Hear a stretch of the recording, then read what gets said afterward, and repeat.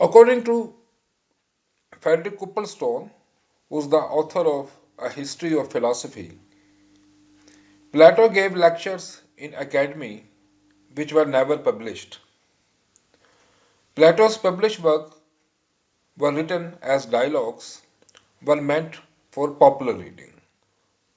Whether there is any major difference between Plato's lectures or his published works is anybody's guess, for the reason that Plato's lectures have not come down to us, and whatever we know about Plato is through his published or popular works. The dialogues almost always present Socrates as the main character. This is not for the reason that Plato agrees with everything that Socrates said, but mainly because of his reverence for his teacher or guru. Now, an important question is that why Plato wrote philosophy in dialogues. And this form, as we all know, is generally not used by philosophers to compose philosophy. But different reasons have been put forward. According to German philosopher Hegel, Plato was the first to grasp that truth results from the synthesis of opposite views, and no form or medium is better than a dialogue to convey a synthesis of opposite views. Will Durant, in his book The Story of Philosophy, writes that Plato's travels taught him that every extreme view was at best a half truth. Will Durant further says that in Plato, poet and philosopher were combined, and he created a medium in which both truth and beauty could find an expression. Plato remains unmatched in both philosophical depth and literary excellence.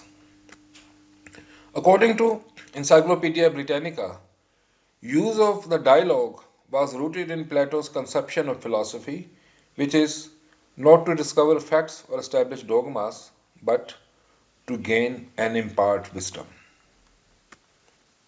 Since the dialogues were written for the people, it was important to adopt day-to-day conversational method, which is used by the ordinary people.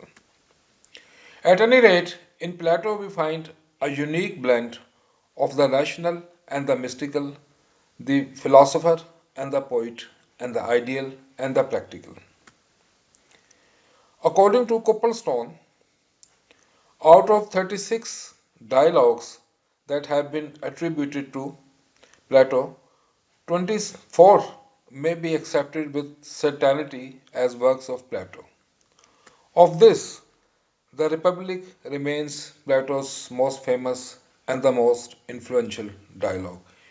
In fact, it can be said that if Plato had not written any other dialogue, he would have been as famous as he is today.